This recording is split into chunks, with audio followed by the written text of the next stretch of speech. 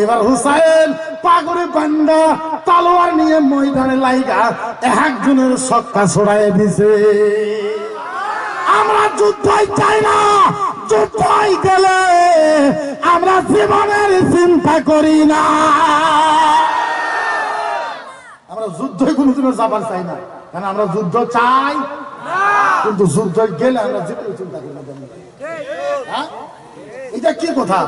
আপনি দেখবেন নিউজের ভিতরে মুসলমানের দাঁড়িয়ে ধরছে, বুড়া বুড়া মানুষের দাঁড়িয়ে ধরে কক জয় শ্রীরাম, কক জয় শ্রীরাম, কক জয় শ্রীরাম, কক জয় শ্রীরাম। আপনারা পান নাই? ভগবান তোর, শ্রীরাম তোর, তোর ভগবানের নাম তুই নেই, আঙ্গুরে দাঁড়িয়ে ধরস তোর ভগবানের নাম তুই নেই। যদি না পাস কামলা নেই, 10-20টা কামলা নেই। আমরা কোন নারে তাকবীর আল্লাহু আকবার, তোর ভগবানের নাম আমরা নেব না কয় না। ভারত মাতা কি জয় কয় আর কোন না কি বলবো, হিন্দুস্তান জিন্দাবাদ বলে ভারত মাতা কি জয়, ভারত আমার মা। আরে ভারত মা ঠিক আছে, মারে আমরা তো সাজদা করার না, সাজদা করার না, সাজদা করার না। কিন্তু মারেও কয়, মাও কয়, আবার মার ভিতরে হাগে, মার ভিতরে মুতে, মার ভিতরে পায়খানা করে। এটা করে উচিত কোনটা কোনটা গায়ের কয় মাও, গায়ের কি কয় আম্মা হয়। আবার আমার দুধ দেলি দোয়াই দেলি মানুষের কাছে আমার দুধ বেশি। আমি কইছি আমি খারাপ কেন মার দুধ বেশ মুখে? যদি মাই হয় মায়ের নিয়ে বিজনেস করবো না, মাইক নিয়ে বিজনেস এত মাও খাওয়া বন্ধ কর, মানে দুধ সব দান কর, দুধ দান কর। এত মাও খাওয়া বন্ধ কর, মানে দুধ সব দান কর। বলে মা হোক দুধ হবে, মানে আমি বলছি তো মা হোক দুধ হবে, মায়ের দুধ পেছ এটা কোনটা হইল? আমি মানে হিন্দু বলি কইলাম তো হাসা হাসা না। আপনি চিন্তা করেন এদের দিনে সম্ভব? গায়ে কয় গায়ে আম্মা তোমরা খাইবা না, আমি ফতুয়া দিছি ধরন যে গাই গরু আপনারা কেউ খাবেন না। আজকেও আপনাদের কয়ে যায় আপনারাও কেউ গাই গরু খাবেন না। আমি তখন কইলাম ঠিক আছে গাই গরু খাবো না, আমরা বলদ খাম, গাই গরু খাবো না। ওরা যেহেতু মাও মানে নাকি মায়েরে খাইবো না, নাই নাই নাই নাই মুক্তি সামনে হবো না, বলদ খাবো না। বলে কে? বলে এটা আমার ভগবান। গাই খাবো গাই আঙ্গুর আম্মা, বলদ খাবেন বলদ ওগুলো ভগবান। ওদিন বলে ছাগলের কবজের আঙ্গুর মাসি, তারপরে মুরগির কবজের আঙ্গুর পেহি। আমরা খামো কিন্তু পশু। হ্যাঁ আমি বললাম যদি তোর গাই যদি তোর মা, বলদ যদি তোর ভগবান, কত ভগবান মেন রোডের ভিতরে ট্রাকে খুন্দা মেরে মেরে দিয়ে গেছে, পয়সা গেছে গা ভগবান। নাই নাই ট্রাকে খুন্দা মারে না ভগবান, বলদ ভগবান। কিছুমান ভগবানের দেহি আজকে একটা দেখে এলাম, ভগবান ফুলি গেছে গা, ভগবানের চামড়া ফাল্টা হয়েছে, ফাল্টা হওয়ার পর ভগবানের সিনের আড্ডি বাড়াইছে, সিনের আড্ডি বাড়াবার পর ভগবানের সিনের আড্ডির ভিতরে কোনো ভুড়ি, ভুড়ি চলে ভগবানের বু, হাই রে মাসি। আবার কুত্তে যায় খাবার নিচ্ছে, ভগবানের কুত্তে খায়, ভগবানের কুত্তা খায়, মায়ের কুত্তা খায়, কিছু হয় না। আমরা যখন খাই খাওয়া হবে না, খাওয়া হবে না, এরকম কথা। আমি বললাম গাই গাই যাই খাবো না, তার কারণ কি? বলে খাইতে পারবো না, বলে কেউ আঙ্গুর আম্মা। আমি বললাম তগরে যে মাও হয় তার কারণ, তগর যে মাও হয় গরু তার কারণ কি?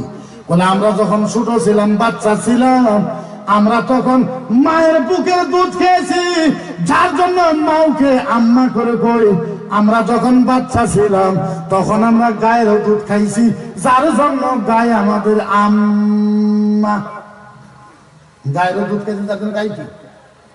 আমি বললাম ভালো কথা, গায়ে যদি 2 কেজি দুধ দেওয়ার জন্য গায়ে যদি তোদের আম্মা হয়, তাহলে মোষে 20 কেজি দুধ দেয়, ওরে তোর আব্বা। গায়ে যদি 2 কেজি দুধ দেওয়া গেলে তোর মা হয়, মোষে 20 কেজি দুধ তোর বাপ হয়, তোর বাপ। বাপও কয় না মাও কয় না, মুসলমান খাই কে? এই খাই কে আঙ্গুর কাছে স্বাদ লাগে আমরা খাই, তুইও খা, তুই খা, তোর কেন না তুইও খা, আমরা তো না করি না। আচ্ছা আমি কি খামু, আমি কি পিন্ধিমু, আমি কি করবো, এর উপরে আপনি ফতুয়া লাগাইতে পারবেন, কথা মানে লাগাইতে পারবেন? এটা কিসের কথা? তুমি কইলে তো আমি কইমু, তুমি না কইলে আমরা কইমু, তুই কইমু। আমরা তো কোনোদিনও কইনি যে গাউরি খাই না, তুই গাউরি খা, হাক, বমি কর, তুই মর, ও দেহা হোক, যা কিছু হোক। আমরা তো কোনোদিনও কইনি দিলাম খালা হয়, চাচি হয়, মা হয়, বমি হয়, যত পারো খা, খাগা। হ্যাঁ, আমরা কমুও না। এটা একটা কথা হইল টার্গেট, টার্গেট ইসলাম। টার্গেট কি? এখন আপনারা শোনেন নাই হুজাইর একজন বাড়াইছে করে কোরআন জ্বলাই দিন, শোনেন নাই? আচ্ছা কন্ত কোরআন, আচ্ছা আমার মানুষের কয়ে যে মুকিবুর মুফতি বেশি, আচ্ছা বেশি পেলাম ঠিক আছে, কোরআন যদি জ্বলাই দেয় আপনারা মানবেন? আপনারা মানবেন? বলে কোরআন জ্বলাই দিন। আমি বলছি জ্বলা, কয়টা জ্বলাবে? আমি বলছি কোরআন তুই কয়টা জ্বলাবি? এক রাত্রে কয়টা কোরআন জ্বলাবি? 10টা, 20টা, 50টা, 100, 200, 100, 200, 500, 600, 1000, 2000, 3000, 4000, 5000, 6000, 7000, 8000, 9000, 10000। ও বন্ধু, জ্বলা জ্বলা জ্বলা জ্বলা জ্বলা, কত জ্বলাবা? এক রাত্রে তুই 10,000 কোরআন জ্বলাবি। তুই তো জানোস না আমরা এখনো আসামের ভিতরে 2.5 লাখ হাফেজ আছি, 2.5 লাখ কথা। আচ্ছা বলেন আমাদের হাফেজের কোরআন মুখস্থ আছে না নাই? আরো জোরে কোন আছে না নাই? আরো জোরে কোন আছে না নাই?